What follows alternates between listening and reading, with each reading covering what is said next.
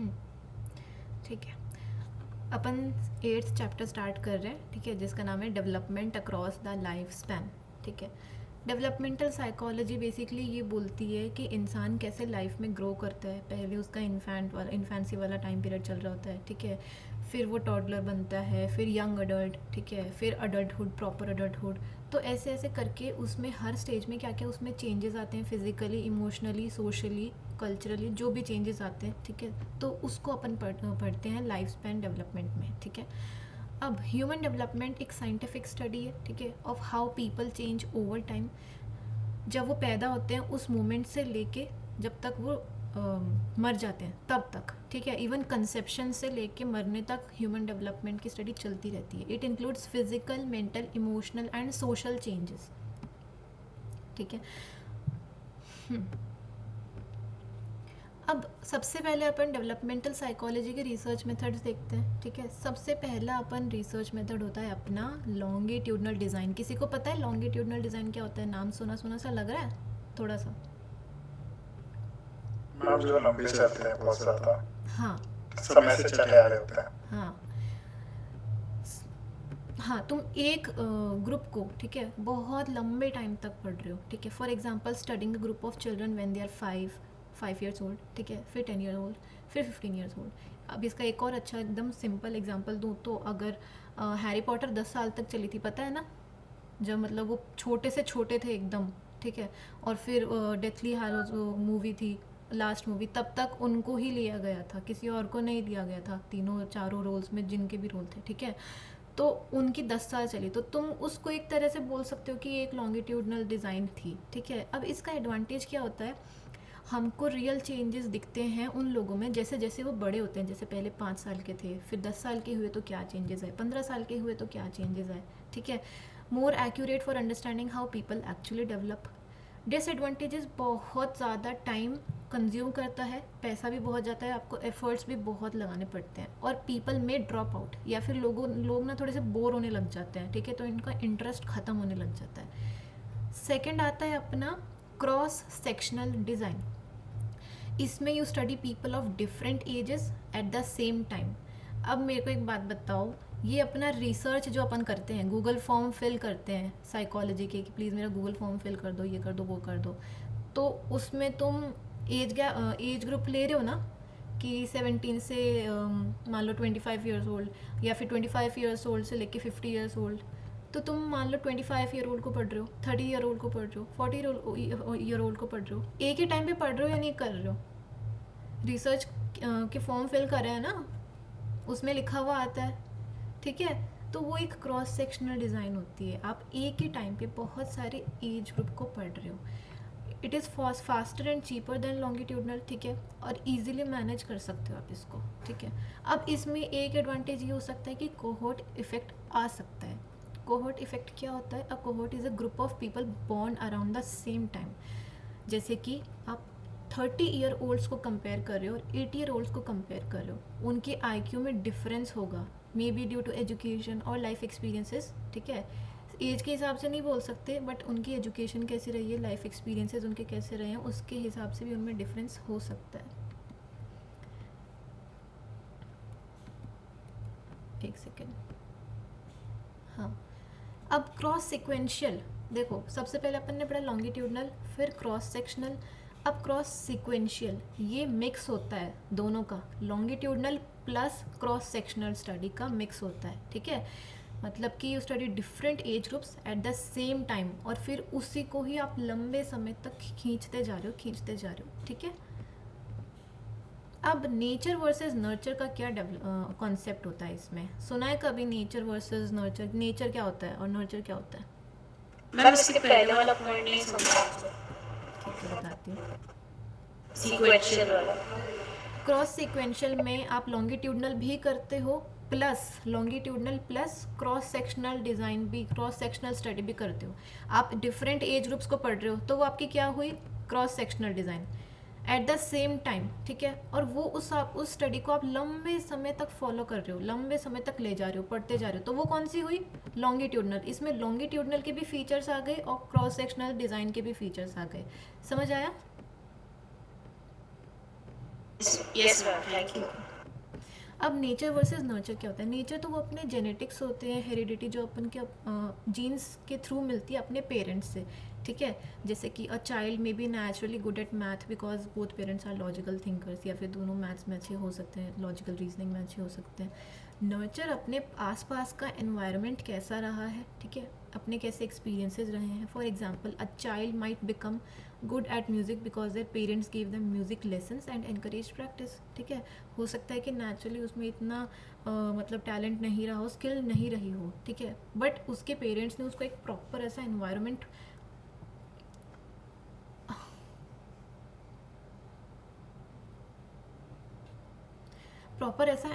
Provide कर रहा है, ठीक है, जिससे कि हाँ वो म्यूज़िक लेसन्स ले रहा है, ठीक है, और अपनी प्रैक्टिस भी प्रॉपर कर रहा है। ये होता है अपना नेचर और नर्चर। अब इसमें ना बहुत बड़ा क्वेश्चन अपन पूछते हैं कि नेचर ज़्यादा इंपॉर्टेंट होता है या नर्चर ज़्यादा इंपॉर्टेंट होता है, ठीक है। साइंटिस्ट बोलते हैं दोनों होता है, ठीक है। आज तक इतना कोई आइडेंटिफाई प्रॉपरली कर नहीं पाया है कि हाँ नेचर इंपॉर्टेंट है नर्चर से ज़्यादा, या नर्चर इंपॉर्टेंट है नेचर से ज़्यादा। आज तक इतना कोई प्रूव नहीं कर पाया है। दोनों चीज़ों को ही इम्पॉर्टेंट माना जाता है। अपन आगे देखेंगे कैसे, ठीक है। और अपनी जो ह्यूमन डेवलपमेंट, अपनी डेवलपमेंट होती है, वो दोनों के बीच में इंटरेक्शन जो होता है उसी से शेप होती है, ठीक है। अब बिहेवियरल जेनेटिक्स क्या है, ठीक है, ये भी एक साइकोलॉजी की एक स्पेशल फील्ड बोली जाती है। It tries to figure out how much of a behaviour is due to genetics and how much is due to life experiences, ठीक है। अब basic building blocks of development क्या होते हैं अपने? Genetics. Genetics is the science of heredity. It studies how traits जैसे कि हमारी आँखों का कलर, हमारी हाइट या हमारे डिजीजेस कैसे पास ऑन होते हैं फ्रॉम पेरेंट्स टू चिल्ड्रन, ठीक है। DNA, genes and chromosomes. DNA का फुल फॉर्म होता है डाइऑक्साई राइबोन्यूक्लिक एसिड। बहुत ही कॉम्प्लेक्स नेम है इसका फुल फॉर्म, ठीक है। डीएनए एक स्पेशल मॉलिक्यूल होता है जो हर एक सेल के अंदर होता है, ठीक है। जैसे कि एक रेसिपी बुक होती है, रेसिपी बुक मान लो जैसे ये है, ठीक है, ये एक बुक है, रेसिपी बुक है जो आपकी बॉडी को बताएगी कि कैसे ग्रो करना है। तो ये अपना क्या हुआ? अपना डीएनए हुआ, ठीक है। फिर आता है अपना जीन, ठीक है, a single section of DNA that controls a specific trait. जैसे कि अपने बालों का कलर हो सकता है, ठीक है, अपनी हाइट हो सकती है, ठीक है।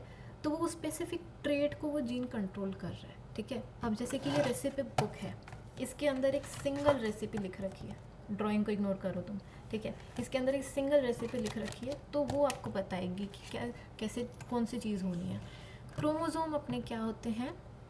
Rod shape structures made of DNA plus genes, ठीक है। अब ये एक शेल्फ होता है, जैसे कि ये मेरा शेल्फ है, ठीक है, जहाँ पे अपनी सारी रेसिपी बुक्स स्टोर्ड, तो उसको आप मान सकते हो क्रोमोसोम, ठीक है। अब ह्यूमंस के पास कितने क्रोमोसोम्स होते हैं? 46 क्रोमोसोम्स होते हैं, या तो 23 पेयर्स ऑफ क्रोमोसोम होते हैं, ठीक है, हर एक सेल में।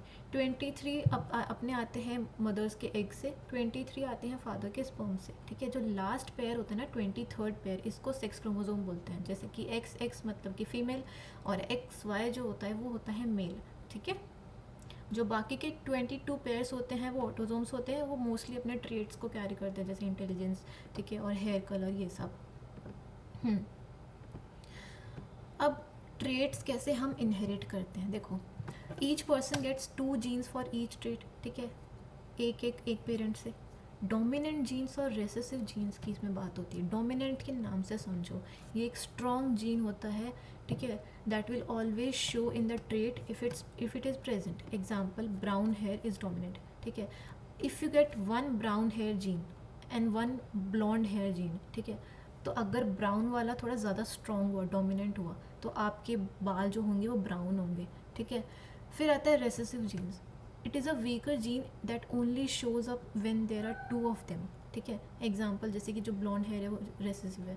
To have blonde hair you need to get 2 blonde genes from both parents. दोनों जीन्स ब्लॉन्ड होने चाहिए मतलब कि आपके, ठीक है।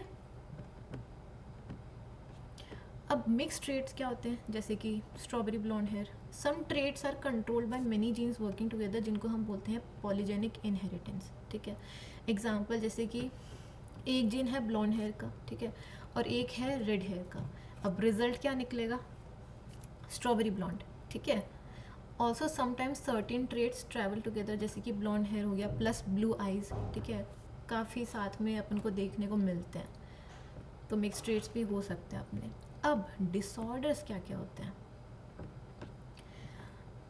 डिसऑर्डर्स जो अपने रिसेसिव जीन्स से आ सकते हैं, एक सेकेंड रुकना।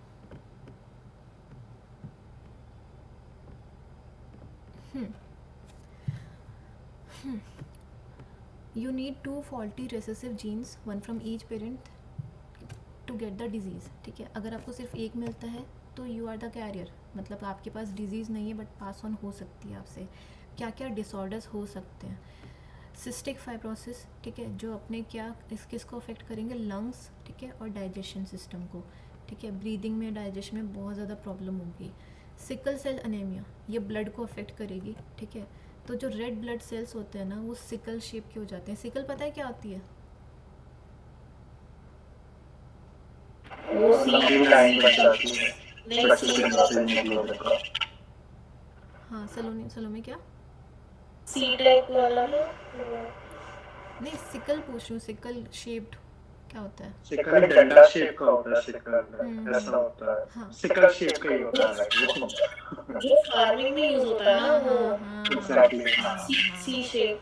हाँ, वो अपने रेड ब्लड घास सेल्स, काटने वाला, वो घास काटने वाला। हाँ, तो जो अपने रेड हाँ ब्लड सेल्स होते हैं ना वो उस तरह के बन जाते हैं, तो उससे अपने हो सकता है पेन थोड़ा सा ज़्यादा रहे बॉडी में, फटीग बहुत रहता है। टेसाज, ये अपने ब्रेन को अफेक्ट करता है, ठीक है, ब्रेन डैमेज मोस्टली बेबीज़ में होता है, ठीक है। फिनाइल कीटोन्यूरिया, PKU, ये ब्रेन और बॉडी दोनों को अफेक्ट करेगा, ठीक है, ब्रेन डैमेज क्रिएट करेगा अगर इसको ट्रीट नहीं करा गया तो। बहुत इसको आइडेंटिफाई करना बहुत इंपॉर्टेंट होता है इसलिए। अब क्रोमोसोमल डिसऑर्डर्स क्या होते हैं?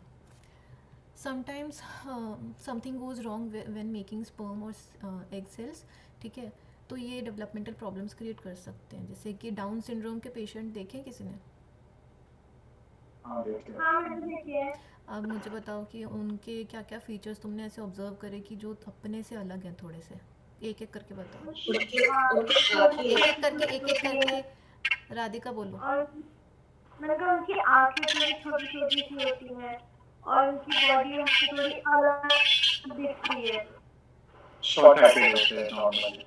उनका बॉडी का प्रोपोर्शन थोड़ा अनइवन होता है, जैसे शॉर्ट नेक सा होता है। हाँ, शॉर्ट शॉर्ट नेक होता है। उनके कान छोटे होते हैं, उनकी आईज थोड़ी सी आलमंड शेप्ड होती है ना? ये तो ब्लॉन्ड ही होते हैं ज़्यादातर।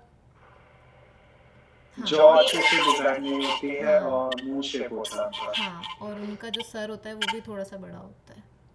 हाँ, तो वो डाउन सिंड्रोम होता है, मतलब अपने की हाँ 21st पेयर में एक्स्ट्रा क्रोमोसोम आ जाता है, ठीक है, 2 के बजाय 3 आ जाते हैं, तो उससे इंटेलेक्चुअल डिसेबिलिटी डेफिनेटली होगी, ठीक है। आलमंड शेप्ड आइज होती है। हेल्थ इश्यूज़, पता है वो जब बीमार पड़ जाते हैं ना तो अपने से ज़्यादा उनको टाइम लगता है कि सही होने में, रिकवर होने में, ठीक है, बहुत क्योंकि प्रॉब्लम्स आ जाती है जब अगर वो बीमार पड़ गए, तो इसलिए बस ऐसा ही विश करते हैं कि जिसके भी घर पे वो हैं कि वो बीमार ना पड़े, क्योंकि उनके घर वाले भी फिर बहुत परेशान हो जाते हैं।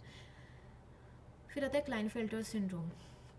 इसमें अपना एक्स्ट्रा एक्स क्रोमोसोम होता है इन मेल्स, XXY, ठीक है, तो थोड़े से वो टॉल होते हैं, लेस मैस्कुलाइन होते हैं, ठीक है, ब्रेस्ट डेवलपमेंट होती है और इनफर्टिलिटी होती है। ये तुम और ज़्यादा अच्छे से जब पढ़ोगे, जब तुम डिसऑर्डर्स पढ़ोगे आगे जाके, ठीक है।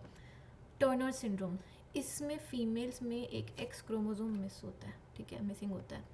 हाइट थोड़ी कम होती है, इनफर्टिलिटी इसमें भी होती है और सेक्सुअल अंडर डेवलपमेंट होता है, ठीक है। अब प्री नेटल डेवलपमेंट क्या होता है? प्री नेटल डेवलपमेंट वो पीरियड होता है, ठीक है, जब बच्चा कंसीव हो जाता है और फिर जब बच्चा पैदा होता है, from conception to death, sorry birth, मैं बच्चे को मार रही हूँ, फ्रॉम कंसेप्शन टू बर्थ, ठीक है, 9 महीने तक चलता है। क्यों चलता है 9 महीने तक?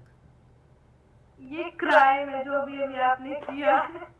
सॉरी, हाँ, ये 9 महीने तक लास्ट करता है, ठीक है, इसको अपन प्रीनेटल डेवलपमेंट बोलते हैं। अपना जो जायगोट होता है ना वो ग्रो करता है, ठीक है, फिर वो एक डेवलप होता है इनटू अ कंप्लीट बेबी, ठीक है।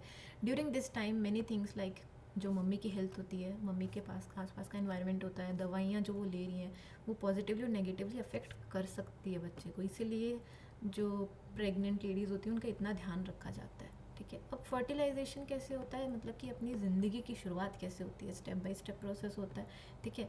जो एग होता है मतलब कि ओवम, वो मम्मी के थ्रू रिलीज़ होता है, ठीक है, हमको पता है, साइंस में पढ़ा है अपन ने। और जो स्पर्म होता है वो फादर के थ्रू रिलीज़ होता है, कि जो कि एग से जाके मिलता है, ठीक है। तो जब वो मिल जाते हैं स्पर्म और एग, उसको अपन बोलते हैं फर्टिलाइजेशन, ठीक है। The result is a single cell called a zygote. अब जाइगोट क्रिएट होता है उससे, जिसमें होते हैं अपने कौन से 46 क्रोमोसोम्स, 23 मम्मी से, 23 पापा से। अब ये जाइगोट डिवाइड होना स्टार्ट हो जाता है, ठीक है। पहले 2 सेल्स में, फिर 4 सेल्स में, फिर 8 सेल्स में, 10 सेल्स में, जितने भी, ठीक है। इसको हम बोलते हैं mitosis, process of cell division, cell का डिवाइड होना, माइटोसिस। इवेंचुअली ये जो सेल्स होते हैं वो एक बेबी में कन्वर्ट हो जाते हैं, ठीक है। अब टाइप्स ऑफ ट्विंस, कितने तरह के ट्विंस होते हैं देखें किसी ने, आइडेंटिकल ट्विंस? हाँ, मेरी मम्मी है। मेरी हाँ मम्मी मेरी भी मम्मी। मेरी मम्मी और मौसी आइडेंटिकल ट्विंस है, और मेरे मामा और मामी वो नॉन आइडेंटिकल ट्विंस है। मामा और माँ में? Yes, like my grandmother has two pairs of twins, one identical pair of twins mama and और one मामी मामा और non-identical. मामी कैसे हो सकते हैं? Mama and mama's sister.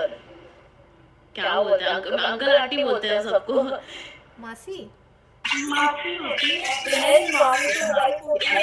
मासी, सॉरी, मासी मासी, यस, सॉरी, इट्स मेरी ओके, हिंदी इट्स बेकार है। ओके, इट्स ओके, कोई हाँ, बात नहीं। आपको समझा ना, मतलब हाँ मैं समझी, ग्रैंडमदर समझी। Two pairs of twins. हाँ, गुड, बढ़िया। हाँ तो आइडेंटिकल ट्विंस होते हैं, उनको अपन मोनोजाइगोटिक ट्विंस बोलते हैं। कैसे? मोनो मतलब वन, ठीक है। जाइगोट मतलब जो अपना फर्टिलाइज्ड एग होता है। तो एक ही फर्टिलाइज्ड एग, ठीक है, 2 पार्ट्स में डिवाइड हो जाता है, ठीक है। सेम और डिफरेंट, सेम सेक्स होता है, ठीक है, और सेम डीएनए होंगे, सेम फीचर्स होंगे, ठीक है। जैसे कि एक पेपर, ये इसमें एक पेपर है, ठीक है, उसके मैं 2 फोटोकॉपी बना रही हूँ, same same but different, no money no honey, ठीक है, उसके जैसा समझ लो तुम, ठीक है। ये अपने होते हैं मोनोजाइगोटिक ट्विंस। फिर अपने होते हैं फ्रेटर्नल ट्विंस। देखें फ्रेटर्नल ट्विंस, यही होता है ना नॉन आइडेंटिकल ट्विंस। वो नाम याद नहीं आ रहा था हाँ, फ्रेटर्नल। फ्रेटर्नल ट्विंस, ठीक है। डाइजाइगोटिक, डाई मतलब 2, जाइगोटिक मतलब फर्टिलाइज्ड एग्स, ठीक है। जो मम्मी होती है वो 2 एग्स रिलीज करती है, ठीक है, each fertilized by different sperm. एक सेकेंड यार।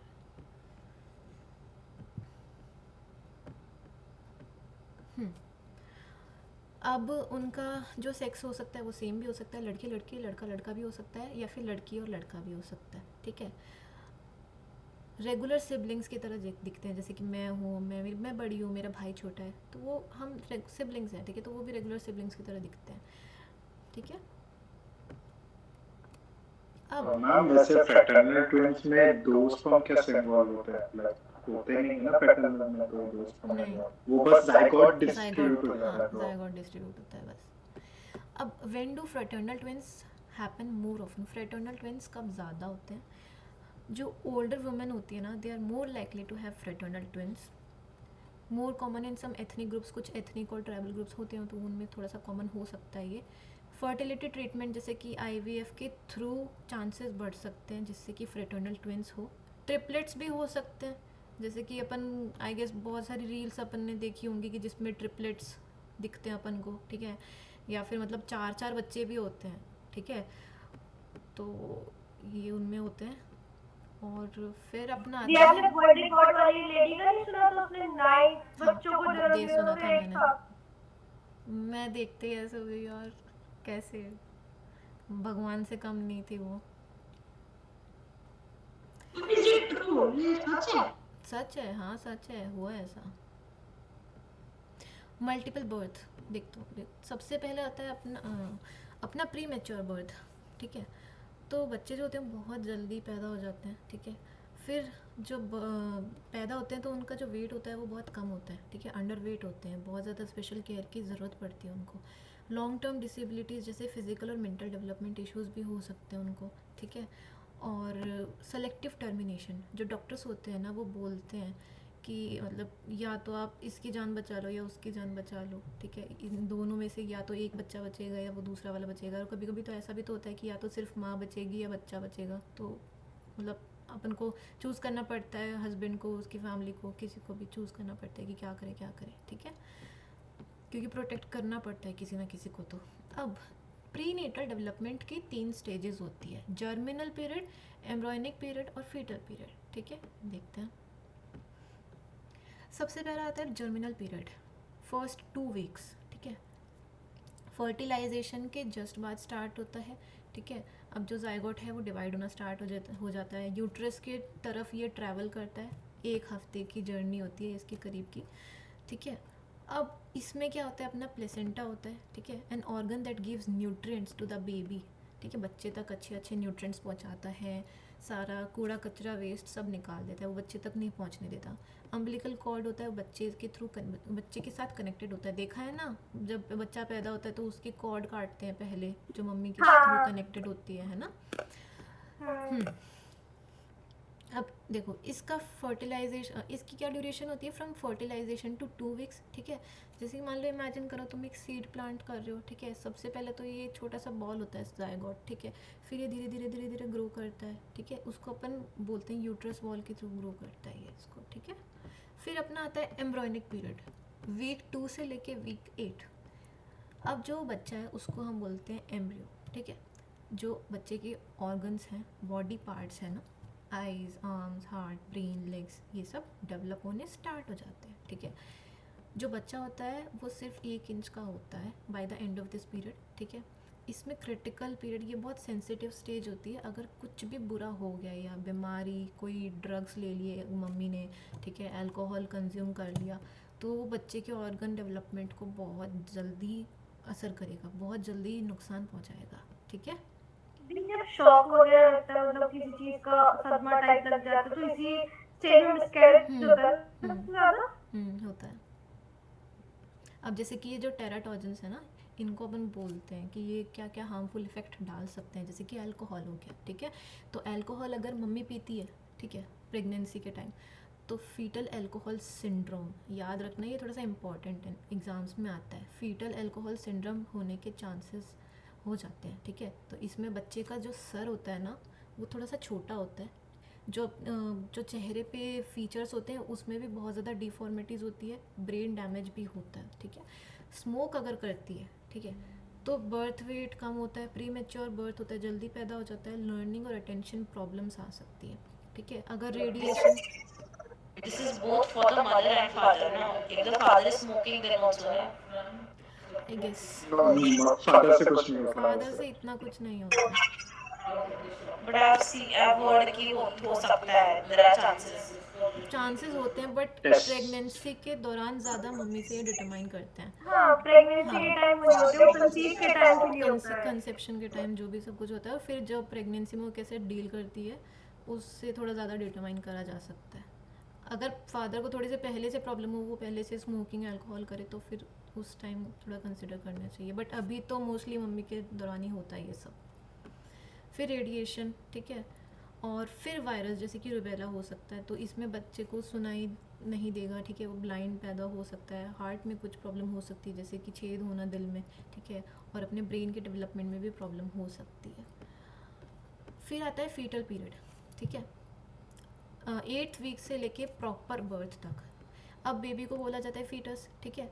तो this stage is all about growth and finishing development. जो ऑर्गन्स पहले फॉर्म हुए थे अब वो प्रॉपरली काम करना स्टार्ट करेंगे, ठीक है, उसकी स्किन डेवलप होगी, ठीक है, मूवमेंट थोड़ा स्टार्ट होगा, बोलते हैं ना बच्चा किक कर रहा है, ठीक है, पेट में ऐसा किक करता है ना लात से, ठीक है, तो वो उसका मूवमेंट स्टार्ट हो जाता है, साइज़ बढ़ता है, उसका वेट भी बढ़ जाता है, ठीक है।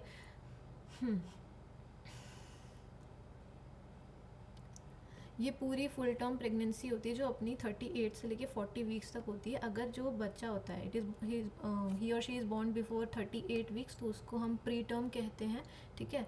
उसको थोड़ा सा ज़्यादा एक्स्ट्रा केयर की ज़रूरत होती है और लॉन्ग टर्म इश्यूज़ होने के भी चांसेस रहते हैं, ठीक है। अब अपना आता है इन्फेंसी और childhood development. Infancy and childhood are times of fast growth, ठीक है, and many changes in the body, brain and movement and senses. अब फिज़िकल डेवलपमेंट क्या होता है इन्फेंट्स में? बर्थ होने के बाद, पैदा होने के बाद जो लंग्स होते हैं वो काम करना स्टार्ट करते हैं, ठीक है। जो बच्चा होता है वो सांस लेता है, ठीक है। और ब्लड सिस्टम चेंज होता है क्योंकि उसकी जो कॉर्ड होती है वो काट दी जाती है, ठीक है। तो now the babies blood circulate its own blood, ठीक है। Now the babies body circulates its own blood.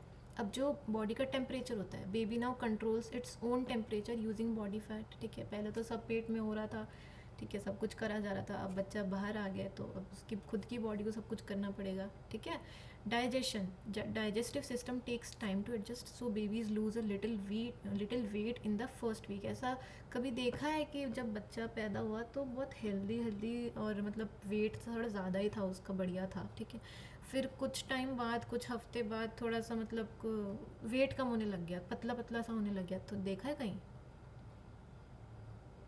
हाँ मम्मी बोलती है कि मतलब जैसे बेबी होता है तो एक दो हफ्ते तक कम होगा, फिर रैंडम बढ़ना चालू होता है, साइज वगैरह अच्छी होती है उससे। हाँ।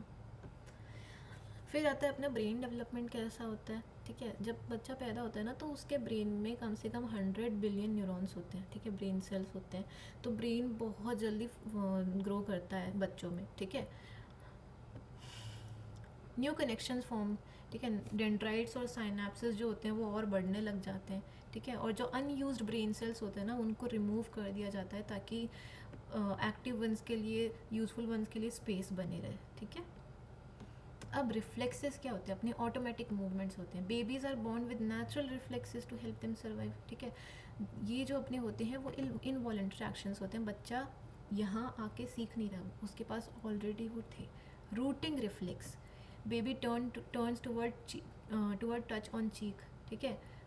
Sucking reflex, baby sucks anything placed in mouth, ठीक है।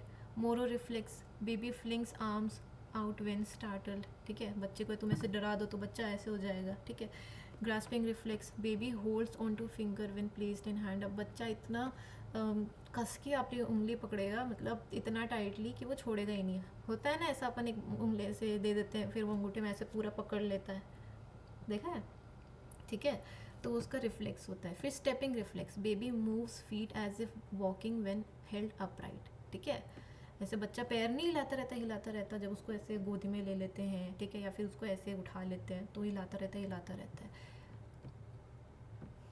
अब मोटर डेवलपमेंट क्या होता है?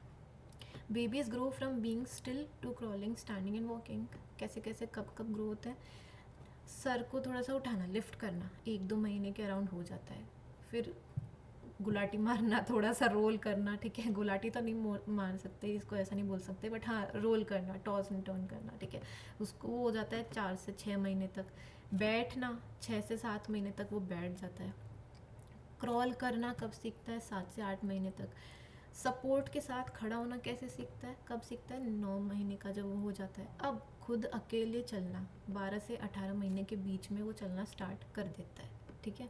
तुम लोगों को याद है तुम लोग कब चलना स्टार्ट करते? मम्मी ने बताया है कभी कुछ कि तू तब इतने जल्द स्टार्ट कर देती? हाँ इसमें 9 महीने पकड़ के लिखा है, मैं आराम से चलने लगी थी, मम्मी बताती है, मतलब सब लोग ही जल्दी चले थे। मैं भी बहुत जल्दी चली थी। हाँ। मैं भी जल्दी चली थी। मैं चलने तो जल्दी लग गई थी, पर अगर गिर जाती थी तो फिर गिर के ही वो हो जाती थी। ओके रीमा, कोई बात नहीं। सेंसरी डेवलपमेंट, जो अपना टच होता है बेबी का, ठीक है, वो मोस्ट डेवलप्ड सेंस होता है, ठीक है। Skin to skin contact baby को बहुत पसंद है। पता है जब बच्चा पैदा होता है उसको मम्मी का स्किन का कांटेक्ट कराया जाता है, स्किन टच करवाई जाती है, यहाँ पे रखा जाता है। क्यों रखा जाता है? ताकि वो मम्मी को पहचान ले। स्किन टू स्किन कांटेक्ट बच्चों चलो को, कैसे? हाँ ठीक है। हाँ जुनैना कुछ बोल रही हो तुम? मम्मी के टेम्परेचर फील करने के हाँ लिए। हाँ। Smell, they can recognise mother's milk smell in just a few days, ठीक है। एक सेकेंड रुको। टेस्ट, उनको बहुत मीठी मीठी चीज़ें बहुत पसंद आती है, जैसे ब्रेस्ट मिल्क हो गया। अब देखा होगा ऐसा वीडियोस जिसमें ना बच्चे को नींबू टेस्ट कराया जाता है, फिर बच्चे का ऐसा रिएक्शन होता है कि क्या करवा दिया मेरे को, ये टेस्ट क्यों करवाया, खट्टा मीठा और खारा कुछ पसंद नहीं आता, ठीक है। जैसे baby makes a funny face when testing lemon juice. Hearing, ठीक है, they can hear before birth but hearing becomes clearer after birth. सुन सकते हैं पहले से, जब वो पैदा होने से पहले सुन सकते हैं, बट पैदा होने के बाद और अच्छे से सुन पाते हैं वो. ठीक है.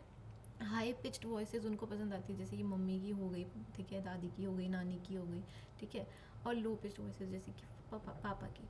Can hear better once fluid in ears clears out. अब हाँ, फिर आता है विजन. ये सबसे ज़्यादा लीस्ट डेवलप्ड सेंस होता है. ठीक है. ब्लरी ब्लरी सा दिखता है, जैसे कि मैं अब चश्मा उतार दूँ ये तो मुझे नहीं दिखेगा कुछ भी. ठीक है. तुम लोग भी मुझे इतना अच्छे से नहीं दिखोगे, मैं नाम नहीं पढ़ पाऊँगी तुम्हारे, तो मुझे ब्लरी ब्लरी दिखेगा. वैसे ही बच्चे को ब्लरी ब्लरी सा दिखता है. ठीक है. जो कलर विजन होता है और शार्पनेस होती है ठीक है उसके विजन की, वो 6 महीने तक इम्प्रूव होती है. ठीक है. Can see best at 7 to 10 inches, perfect for looking at mom while feeding. जब मम्मी फीड करती है ना तब वो देख पाता है मम्मी को. ठीक है. उससे ज़्यादा दूर नहीं देख सकता. ठीक है. अब कॉग्निटिव डेवलपमेंट. पियाजे की थ्योरी पढ़ी है ना यहाँ पे लोगों ने. Yes, ma'am. Cognitive cognitive development means how a child's thinking, understanding, problem solving and memory grow and improve over time. कैसे बच्चे की मतलब थिंकिंग और प्रॉब्लम सॉल्विंग, ठीक है, डिसीजन मेकिंग, ये सब चीज़ें कैसे इम्प्रूव होती है, ग्रो होती है ओवर टाइम कैसे होती है. ठीक है. As the baby's brain grows, the child's ability to think and understand also improves a lot. और जो पता है, जो जीन पियाजे थे ना, उनके खुद के 3 बच्चे थे. ठीक है. तो उन तीनों बच्चों के ऊपर केस स्टडी वगैरह कर करके, ऑब्जर्व कर करके ही उन्होंने अपनी ये थ्योरी बनाई थी.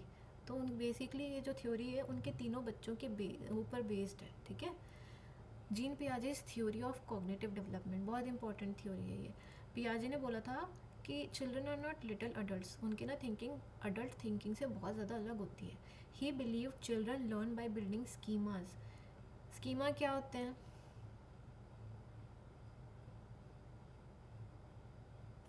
हमारी लाइफ एक्सपीरियंसेस. अब पियाजे ने 2 इम्पॉर्टेंट राधिका यार 2 इम्पॉर्टेंट टर्म्स बताए थे, असिमिलेशन और अकोमोडेशन. ठीक है. एग्जाम्पल से देखते हैं असिमिलेशन क्या होता है. एक बच्चा है, वो ऑरेंज को देखता है, ठीक है, और उसको बोलता है एप्पल. क्यों? क्योंकि एप्पल की तरह गोल है ये. ठीक है. उसने पहले एप्पल ही देखी है और उसने पूछा था मम्मी ये क्या है. मम्मी बोलती है बेटा ये गोल शेप्ड और रेड शेप्ड है ना, रेड कलर्ड है, तो इसको एप्पल बोलते हैं. ठीक है. ठीक है. उसने फिर ऑरेंज पहली बार देखा, उसने भी सोचा अरे ये भी एप्पल है क्योंकि ये भी गोल है. ठीक है. अब accommodation. After learning that oranges are orange and not apples, the child changes the schema. अब फिर मम्मी उसको बताती है कि नहीं बेटा, जो ऑरेंज होता है ना वो एप्पल से अलग होता है. ठीक है. भले ही वो दोनों शेप में एकदम सेम हो. ठीक है. दोनों गोल है. ठीक है. बट वो फ्रूट्स अलग होते हैं, वो चीज़ें अलग अलग होती है. तो वो चेंज कर रहा है अपनी old idea to fit new information. तो ये होता है अपना assimilation and using old ideas schemas to understand new things. और accommodation, changing the old idea to fit new information. ठीक है. अब पियाजे की 4 stages of cognitive development. Sensory motor stage. Sensory motor stage अपनी होती है बर्थ से लेके 2 साल तक. ठीक है. बर्थ से लेके 2 साल तक चलती है. क्या होता है इस स्टेज में, जो इन्फेंट्स होते हैं ना वो सेंसेस के थ्रू चीज़ें सीखते हैं. ठीक है. इन्फॉर्मेशन को रिसीव करते हैं, जैसे कि अपनी आइज़ हो गई, ईयर्स हो गई, नोज़ हो गया. ठीक है. स्किन हो गई. ठीक है. दे स्टार्ट विद रिफ्लेक्सेस, जो कि अपन ने पढ़ चुके हैं रिफ्लेक्सेस. ठीक है. Later they begin to interact intentionally with the world. फिर वो अपनी आसपास की दुनिया से इंटरेक्शन स्टार्ट करते हैं. इसमें कुछ कॉन्सेप्ट्स इंपॉर्टेंट जो होते हैं वो अपने होते हैं ऑब्जेक्ट परमानेंस. क्या होता है गौरी ऑब्जेक्ट परमानेंस?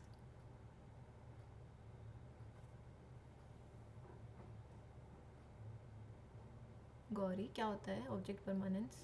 किसी और को पता है? बताओ. क्या थी? ऑब्जेक्ट परमानेंस क्या होता है? Object permanence. क्वेश्चन तो बहुत ही मस्त है. कोई ऑब्जेक्ट होता है जो मतलब हमें पता है कि कैसा दिखता है, क्या होता है, बट हमारी मेमोरी में कई बार मैथमेटिक्स में नहीं होता, पर उसको हम हम ठीक से सेंस कर याद नहीं सकते कर हैं। पा रहे। देखो, हम बच्चे के साथ नहीं खेलते ऐसे, त्या बोलते ना, त्या नहीं करते क्या? ऐड देखा होगा ना। अरे भाई, बच्चे के साथ कोई खेला नहीं है क्या यहाँ पे?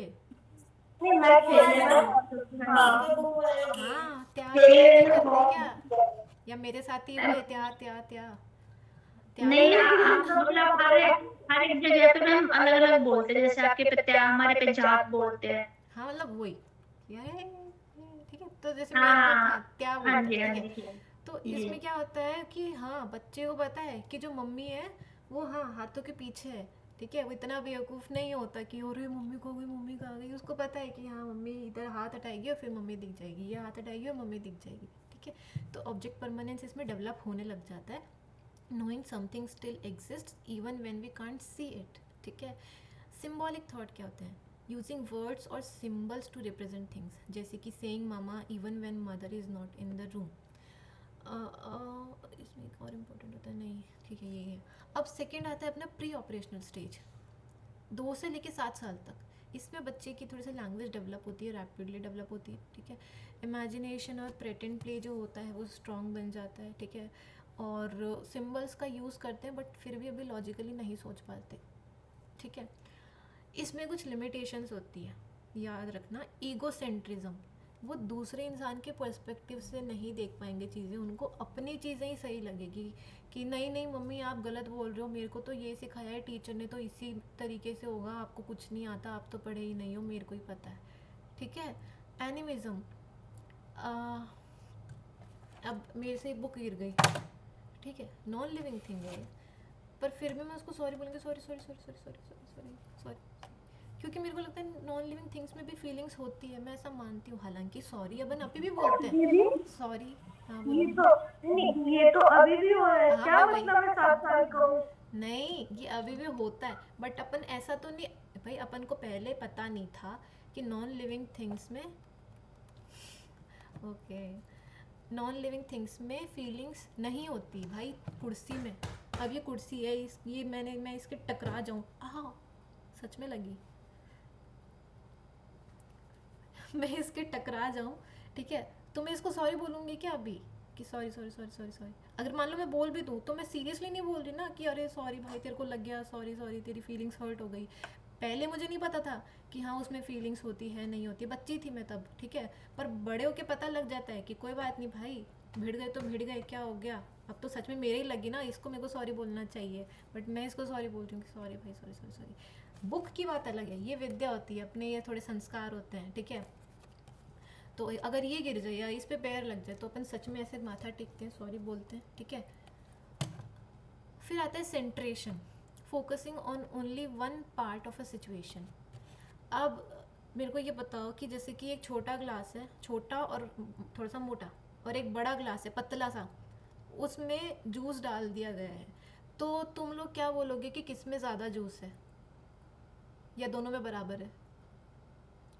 छोटे वाले में नहीं, बच्चों के बराबर है। बराबर है, बच्चे के पर्सपेक्टिव से बड़े वाले में ज्यादा है। बराबर है, पर बच्चे को लगेगा कि बड़े वाले में ज़्यादा है।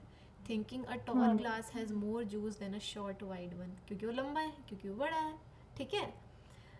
इरिवर्सिबिलिटी, ठीक है, वो ये नहीं समझेगा कि जूस को पुराने वाले ग्लास में डाल के फिर वापस उस ग्लास में डाल के मतलब कि सेम अमाउंट होगा, ठीक है। चाहे तुम इस ग्लास से उठा के इसमें डाल दो, फिर इस ग्लास को उठा के इसमें डाल दो, तो वो ये नहीं समझेगा कि हाँ इसमें सेम अमाउंट है, वो सोचेगा नहीं कुछ तो कम है, कुछ तो ज़्यादा है, ठीक है। No conservation, thinking a clay ball becomes more when rolled into a snake shape. अब जैसे कि एक क्ले बॉल होती है, ठीक है, क्ले बॉल पता नहीं क्या होती है? हाँ तो जो क्ले बॉल होती है गोल सी होती है, ठीक है। अब उसको अपन थोड़ा सा लंबा लंबा लंबा लंबा करते गए, इधर से लेके इधर तक मैंने उसको क्ले बॉल को इतना लंबा कर दिया। अमाउंट सेम रहेगा क्या? अमाउंट सेम रहेगा ना, तुम लोगों को तो ये पता है कि अमाउंट सेम रहेगा, पर बच्चे को नहीं पता है, ठीक है।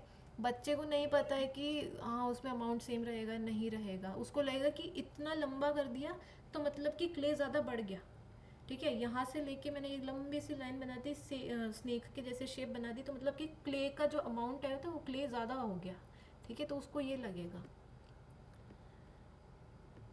फिर आता है कंक्रीट, हाँ कंक्रीट ऑपरेशनल स्टेज 7 से लेके 12 साल तक। इसमें बच्चे थोड़ा सा लॉजिकली सोचना स्टार्ट कर देते हैं, ठीक है, बट सिर्फ जो रियल और कंक्रीट चीज़ें जो जिनको देख पाते हैं, ठीक है, टच कर पाते हैं उनके बारे में। अब उनको कंजर्वेशन, रिवर्सिबिलिटी, ये सब चीज़ें समझ आ जाती है, ठीक है। अब वो समझने लग जाते हैं कि जो बड़ा वाला ग्लास है और जो छोटा वाला ग्लास है same he amount of juice होता है उसमें, ठीक है। लास्ट आती है अपनी फॉर्मल ऑपरेशनल स्टेज, ये 12 साल से लेके अडल्टहुड तक। अब अपने एब्स्ट्रैक्ट आइडिया समझ पाते हैं। अब तुम मैं ठीक है, मैं किसको पूछूं, ईशा को पूछती हूँ। Isha, what is happiness according to you?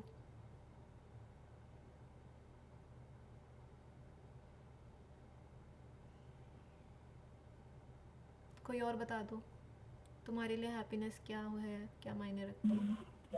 Money, food, clothes, सबसे पहले ही मनी निकला, very good Radhika, proud of you. सही टाइम पे खाने को खाना मिल जाए, बस यही है मेरी खुशी जीवन में।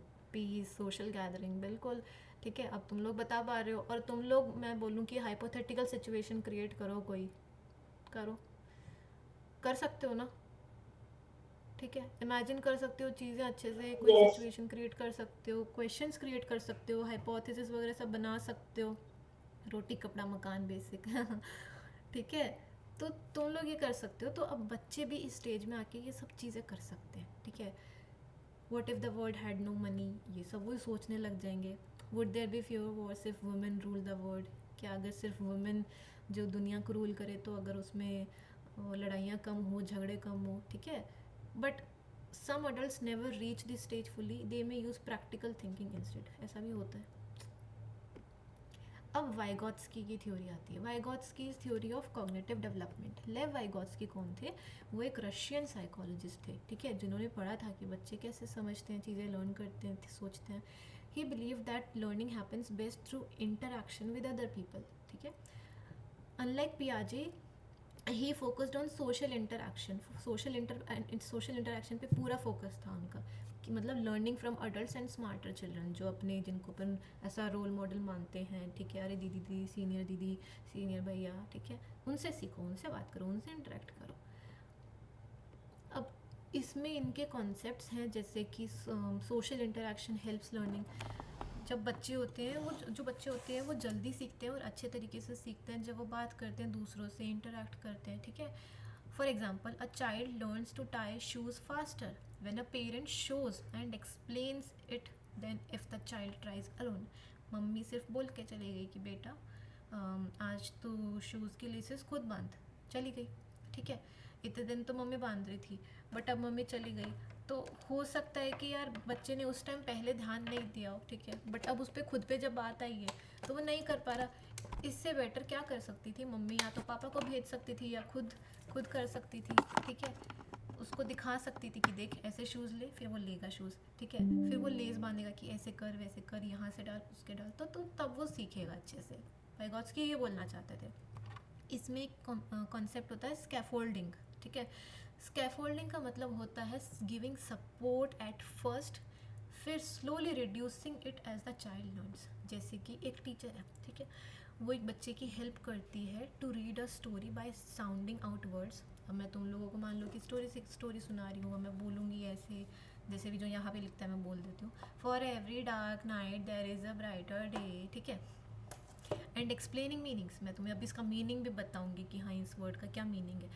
जैसे जैसे बच्चा खुद से सीखने लगता है ना चीज़ें, कि उसको चीज़ें समझ आती है, जब टीचर देख लेता है कि हाँ अब इसको समझ आ रहा है, टीचर ना एक कदम पीछे ले लेता है, फिर 2 कदम पीछे होता है, फिर 4 कदम पीछे हो जाता है, बच्चे को इंडिपेंडेंटली समझने देता है, सीखने देता है, पढ़ने देता है। इसको अपन बोलते हैं स्कैफोल्डिंग। स्कैफोल्डिंग समझ आया? हाँ, जैसे हम साइकिल चलाना सीखते हैं, वो भी तो इसका एक एग्जांपल होता है। पहले हमारे पेरेंट्स सिखा रहे हैं, वेरी गुड, फिर उसके बाद वो धीरे-धीरे छोड़ देते हैं। Very good. हाँ, एक सेकेंड आगे कर लिया क्या मैंने? हाँ, जोन ऑफ प्रॉक्सिमल डेवलपमेंट। अब zone of proximal development ZPD, ये एक गैप होता है between what a child can do alone and what they can do with help. जैसे कि एक सिचुएशन लेते हैं, jenny can solve 4th grade math alone और 6th grade math will help ठीक है। तो जो जेनी का ZPD हुआ वो 2 साल का गैप हुआ मतलब, ठीक है। और सूजी can also do 4th grade math alone but only 5th grade with help, तो उसका गैप क्या हुआ 1 साल का।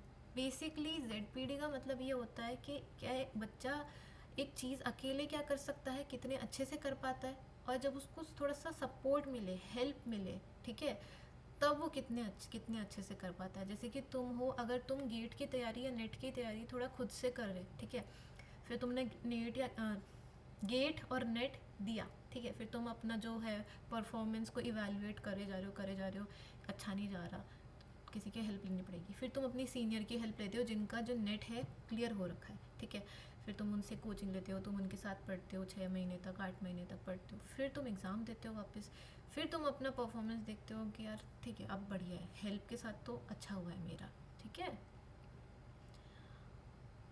अब साइको सोशल डेवलपमेंट क्या होता है? It means the development of a child's personality, ability to form relationships and understanding of self. It starts in infancy and continues into childhood. ये उसकी एरिक्सन की आ गई क्या थ्योरी? नहीं।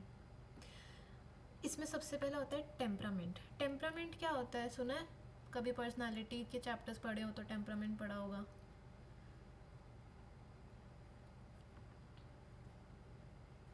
किसी ने नहीं सुना? नहीं, मैंने पढ़ा तो टेम्परामेंट शायद सुना है, नहीं सुना, याद नहीं आ रहा है।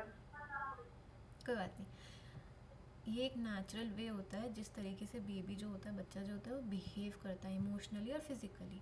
बर्थ से आपके अंदर प्रेजेंट होता है और आपकी पर्सनालिटी का एक पार्ट होता है, ठीक है। अब थॉमस और चेस दो रिसर्चर्स थे, उन्होंने 3 तरह के टेम्परामेंटल स्टाइल्स देखी थी, ठीक है, टेम्परामेंट स्टाइल्स देखी थी। Easy, difficult, slow to warm up. Easy में क्या होता है, क्या फीचर्स होते हैं? प्रॉपरली सो पाते हैं, टाइम से खा पाते हैं, अच्छे से रहते हैं, एडजस्ट कर लेते हैं, अडेप्ट कर लेते हैं, ठीक है, और गुस्सा आता है तो जल्दी शांत हो जाते हैं, ठीक है। डिफ़िकल्ट में क्या होता है? अब डिफ़िकल्ट टेम्परामेंट क्या होता है, अपना ना शेड्यूल बहुत मिस्ड अप हो जाता है, इरेगुलर, ठीक है। चेंज अगर हो जाए कि इस सिटी से मान लो दूसरी सिटी में जाना पड़े, ठीक है, ट्रांसफ़र हो गया तो नहीं जचेगा नहीं, ठीक है। ज़ोर से रोते हैं, थोड़े से क्रैंकी होते हैं, ग्रॉगी होते हैं, ठीक है। स्लो टू वार्म अप, पहले तो बहुत शाय होते हैं, चुप होते हैं, ठीक है। टाइम चाहिए होता है एडजस्ट करने के लिए, ठीक है, धीरे धीरे वो एडजस्ट कर लेंगे, ठीक है। अब अटैचमेंट क्या होता है? अटैचमेंट मतलब कि इमोशनल बॉन्ड एक बेबी के बीच में और उनका मेन केयर गिवर, यूजुअली जो अपनी मम्मी होती है, ठीक है। It forms in the first 6 months of life. अब क्या होते हैं science of attachment? Stranger anxiety, ठीक है। अब तुम बच्चे को ले लो अगर मम्मी से, वे करने लग जाएगा। Baby feels scared around strangers, ठीक है। Separation anxiety, baby cries when parent leaves. मतलब देखा होगा, बताने की इतनी ज़रूरत है नहीं, बच्चा रोने लग जाता है जब मम्मी रूम से चली जाती है, गर्दन ऐसे मुड़ती है, मतलब कोशिश तो इतनी रहती है कि वो मम्मी को देखे नहीं, ठीक है, बट वो देख ही लेता है और फिर रोने लग जाता है, फिर मम्मी को वापस मुड़ के आना पड़ता है। अब एम्सवर्थ नाम की एक साइकोलॉजिस्ट थी, ठीक है, तो उन्होंने एक स्टडी करी थी जिसको उन्होंने बोला था स्ट्रेंज सिचुएशन, ठीक है। एक टेस्ट था where mother leaves and returns, पहले मम्मी चली जाती है फिर वापस आती है और फिर एक स्ट्रेंजर आता है, ठीक है। उनके ना उस रूम में स्ट्रेंजर आता है, ठीक है। उनकी ना 4 अटैचमेंट स्टाइल्स थी, कौन सी थी देखते हैं। सिक्योर, अवॉइडेंट, एम्बिवेलेंट और डिसऑर्गेनाइज्ड और डिसओरिएंटेड या फिर डिसओरिएंटेड। सिक्योर से नाम से पता लग रहा है, ठीक है, कि बच्चा अच्छे से खेलता है, फ्रीली खेलता है, ठीक है, मम्मी को देखता है, फिर जब वो चली जाती है तो थोड़ा उदास होता है, बट जब वो आ जाती है तो हैप्पी, ठीक है। अवॉइडेंट में क्या होता है, मम्मी चली गई, देखा ही नहीं, इग्नोर करा मम्मी को, ठीक है, इतना कोई रिएक्शन ही नहीं, आए ना आए कोई फ़र्क नहीं पड़ता। एम्बिवेलेंट, एक सेकेंड, एम्बिवेलेंट में क्या होता है, बच्चा बहुत क्लिंजी होता है, बहुत रोता है, ठीक है, और जब मम्मी आती है ना तो गुस्सा होता है, क्यों गई आप मेरे को छोड़ के, ठीक है, क्यों गई, मारने भी लग जाता है, ठीक है, मम्मी को, कि क्यों गए आप मेरे को छोड़ के किसी और इंसान के साथ। डिसऑर्गेनाइज्ड और डिसओरिएंटेड में क्या होता है, बच्चा थोड़ा सा कंफ्यूज रहता है, ठीक है, डरा हुआ रहता है, आई कांटेक्ट नहीं कर पाता इतना, थोड़ा सा फ्रोजन सा ऐसा फ्रीज हो जाता है उस मोमेंट पे, ठीक है। किसी को यहाँ पे बोला है अपने मम्मी ने कि तू बहुत रोती थी जब तू छोटी थी, या तू बहुत रोता था जब तू छोटा था? पता है किसी को कौन कितना रोता था? मैं बहुत रोती थी। ये बहुत रियलिस्टिक लग रहा है अपनी लाइफ से, जैसे मम्मी ने बताया उस हिसाब से। इसलिए डेवलपमेंटल साइकोलॉजी ज़्यादातर लोगों को अच्छी लगती है। हाँ, मोरविन।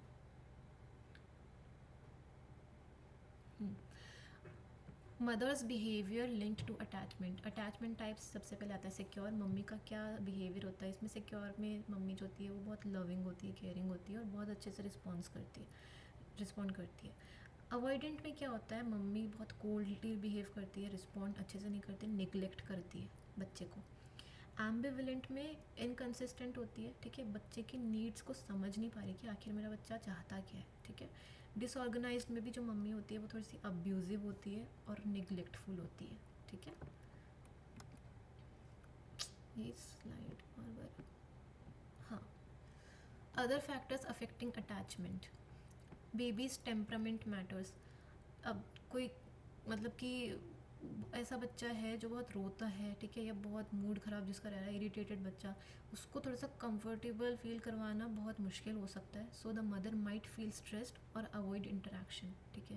बोलते छोड़, रोने दे, मेरे को तो देखना ही नहीं है, मेरे से नहीं हो रहा, जब चुप हो जाएगा तो हो जाएगा, मेरे को कोई मतलब नहीं है। ये मम्मी भी परेशान हो जाती है ना, ठीक है।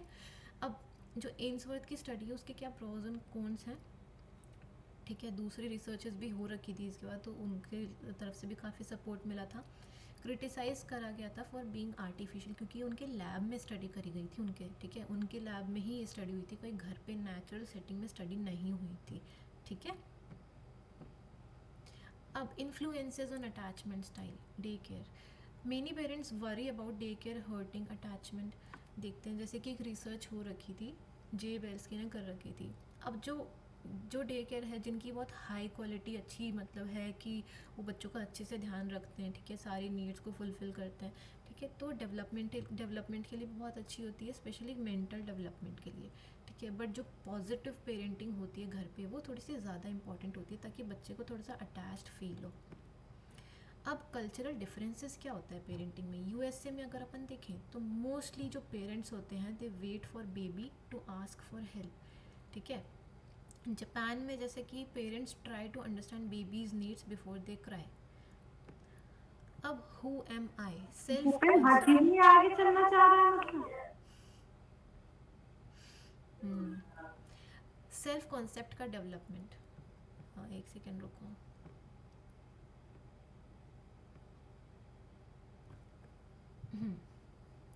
सेल्फ कॉन्सेप्ट क्या होता है? Self concept is how a person sees and thinks about themselves. मैं खुद को कैसे देख रही हूँ, मैं खुद के बारे में क्या सोच रही हूँ, कैसा सोच रही हूँ।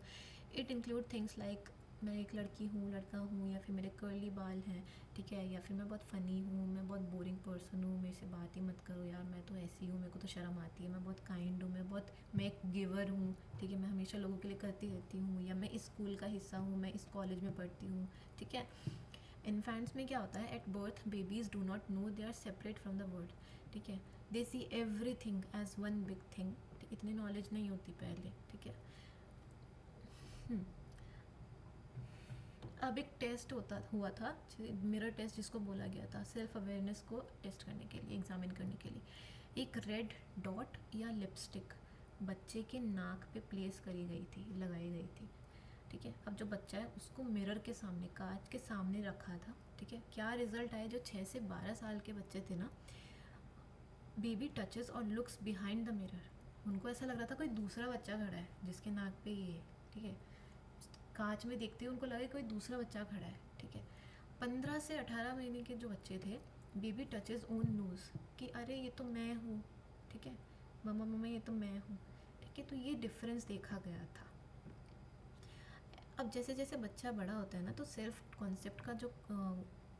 कॉन्सेप्ट जो है वो और भी ज़्यादा कॉम्प्लेक्स होने लग जाता है। जैसे जो टॉडलर जब ओपन होते हैं तो बोलते हैं आई एम अ गर्ल, ठीक है। फिर अब जब और ज़्यादा यंग अपन होते हैं। मैं बोलूँगा मेरे तो काले बाल हैं, आई हैव ब्लैक हेयर। मेरा अपीयरेंस के बारे में थोड़ा सा अपन बात करते हैं। पहले जेंडर पे थे, फिर अपीयरेंस पे आए कि अपन कैसे दिखते हैं। अब मेरी हाइट लंबी है या मेरी हाइट छोटी क्यों है मम्मी, ठीक है, मेरे हाथ इतने मोटे क्यों हैं, ठीक है। फिर जैसे जैसे और बड़े होते हैं तो बोलते हैं कि I am very helpful person and मैं इस फुटबॉल टीम का पार्ट हूँ, मैं पियानो प्ले करता हूँ, ठीक है, या मैं गिटार बजाती हूँ, ठीक है। जो भी चीज़ है अपनी पर्सनालिटी के बारे में अपन आइडेंटिफाई करते हैं चीज़ें, अपन किस ग्रुप में बिलोंग करते हैं अपन उसके बारे में भी चीज़ें देखते हैं, ठीक है। अब should I pick up the baby every time it cries, अब ये सवाल बहुत पूछा जाता है, ठीक है। Some people believe that picking up the baby too much will spoil the baby, बच्चे को बिगाड़ देगा अगर तुम उसको हर टाइम उसको चुप करवाने के लिए उसको गोदी में ले लोगे, ठीक है। ऐसा भी सुना होगा तुम लोगों ने कि अरे इतना गोदी में मत ले वरना फिर गोदी की आदत ही नहीं छूटेगी, हाँ चलेगा ही नहीं वरना चलना नहीं सीखेगा चलना नहीं जल्दी। सीखेगा, ठीक है। But this is yes not, ma'am, कई प्रॉब्लम्स आ जाते हैं उनको। हाँ, but this is not but this is not true for babies under 6 months। Crying is how babies communicate, ठीक है। बच्चे रो के ही तो कम्युनिकेशन कर पाते हैं अपने से। ज़ीरो प्रैक्टिकल एक्सपीरियंस मेरे को भी इतना नहीं है, मैं भी इतने बच्चों के साथ नहीं रही मैं। They may be hungry, wet, tired और इन पेन और जस्ट वॉन्ट कम्फर्ट, ठीक है। तो रो के ही वो चीज़ें आपसे बोल पाते हैं, ठीक है। अब रिसर्च क्या शो करती है कि जो केयर गिवर्स होते हैं ना वो जल्दी से अगर रिस्पॉन्ड कर दें तो बेबीज़ उन पर ट्रस्ट करना सीखते हैं कि अरे मेरी नीड्स को फुलफ़िल करा जा रहा है, मेरे पे ध्यान दिया जा रहा है। पर अगर इग्नोर करा जाए ना तो बेबीज़ को थोड़ा सा इनसिक्योरिटी से डेवलप होने लग जाएगी बाद में, ठीक है। मिसट्रस्ट जिसको अपन बोलते हैं। अब ट्रस्ट वर्सेस मिसट्रस्ट किसकी स्टेज में आता है, कौन सी थ्योरी में आता है,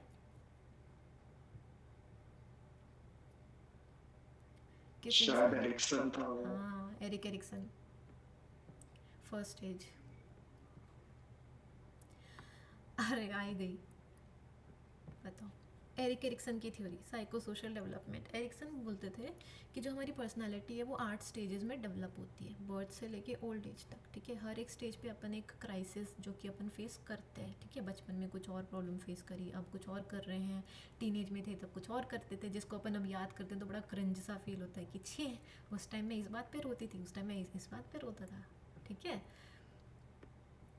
अब कैसे अपन डील करते हैं वो अपनी पर्सनालिटी को शेप करता है। जैसे कि सबसे पहले इन्फेंट 0 से लेके 1 ईयर तक, इसमें अपना क्राइसिस होता है ट्रस्ट वर्सेस मिसट्रस्ट, जो भी अपन ने बताया, ठीक है। बच्चे सीखते हैं कि मैं अपने आसपास के लोगों पे ट्रस्ट कर सकता हूँ, अगर उसकी नीड्स फुलफिल हुई तो बिल्कुल कर सकता है, नहीं हुई, ठीक है, केयर नहीं करी गई उसके लिए तो मिसट्रस्ट डेवलप हो सकता है। सेकेंड होती है autonomy versus shame and doubt, 1 से लेके 3 साल तक। अब इसमें बच्चे ना खुद से चीज़ें करना सीखते हैं, जैसे कि चलना, ठीक है, खाना खाना, ना बोलना, हाँ बोलना, बाबा मम्मा, ठीक है, मम्मम, पानी के लिए मम्मम बोलते हैं अगर, ठीक है। अगर उनको सपोर्ट करा गया कि हाँ तो खुद से चीज़ें कर, एक्सप्लोर कर चीज़ें, कोई दिक्कत नहीं है, तो उनको इंडिपेंडेंट फील होगा कि हाँ मैं खुद से चीज़ें कर सकता हूँ। अगर उनको पनिश करा गया कि नहीं ये भी मुंह में नहीं लेना, ये भी नहीं करना, ये इसको टच नहीं करना, अगर वो मान लो कि कुछ इलेक्ट्रिसिटी के आइटम को टच करा है तो वो ऑब्वियसली उसको रोको, ठीक है। बट अगर वो खुद से चीज़ें खाना चाह रहा है ना तो उसको मत रोको, उसको सपोर्ट करो। बट अगर उसको भी अगर रोका गया ना तो उनको थोड़ा सा ऐसा शेम से फीलिंग आने लगेगी कि मैं तो कुछ कर नहीं पा रहा, मुझे क्यों रोक रहे हैं ये लोग, ठीक है। खुद पे डाउट होने लगेगा। फिर आता है अपना इनिशिएटिव वर्सेस गिल्ट, 3 से लेके 5 साल तक, ठीक है। Children start to make plans and take charge, ठीक है। बोलते हैं ना ऐसे, अगर तुमने अपने स्कूल के टाइम पे करा होगा, जैसे मैं करती थी कि जब भी ब्रेक होता था तो हम एक ट्रेन जैसी बना लेते थे। मैं बोलती थी कि तुम मेरे पीछे यहाँ पे हाथ रख लो, फिर अपन वॉशरूम चलते हैं, ऐसे ट्रेन बना के चलते थे। करा है कभी?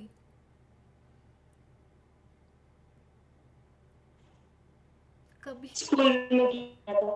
हाँ, स्कूल में ही तो ज़ोर ज़ोर से जाते थे, फिर भिड़ भी जाते थे, फिर गिर भी जाते थे, ठीक है। तो हम चीज़ें खुद से करना स्टार्ट करते हैं। रिसेस के टाइम भी किया था। हाँ, तो अगर एनकरेज करा जाए तो हमें बड़ा केपेबल फील होता है कि हाँ हम इनिशिएटिव ले सकते हैं। अगर डांट पड़ जाए, ठीक है, तो ऐसा लगता है कि ट्राई ही क्यों करा, ठीक है। फिर आता है अपना इंडस्ट्री वर्सेस इन्फीरियोरिटी। एक सेकेंड।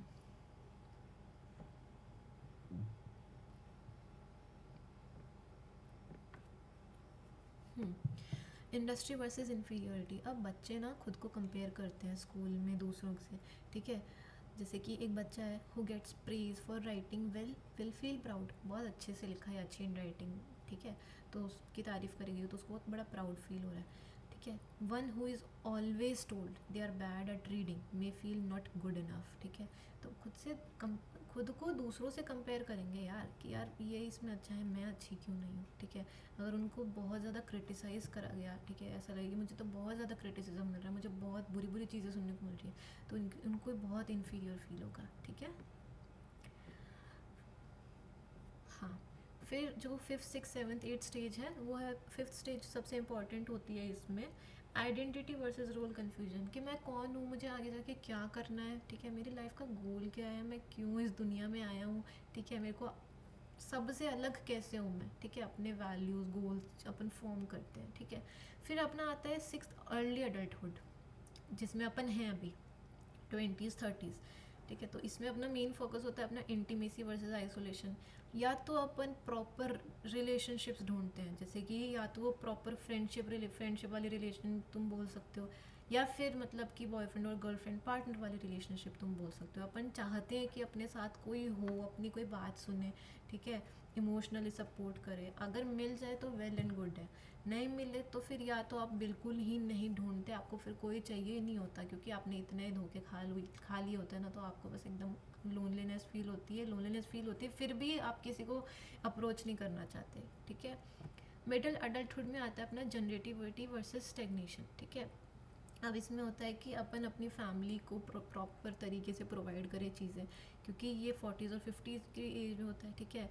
नेक्स्ट जनरेशन जो होती है अपनी, उसके लिए अपन चीज़ें डेवलप करें थोड़ी, है ना, उनके लिए पैसा सेव करें या फिर उनको पढ़ाएं, ठीक है। फिर अपनी लास्ट आती है ईगो इंटीग्रिटी वर्सेस डेस्पेयर। अब इसमें 60+ रिटायर हो गए अपन, ठीक है।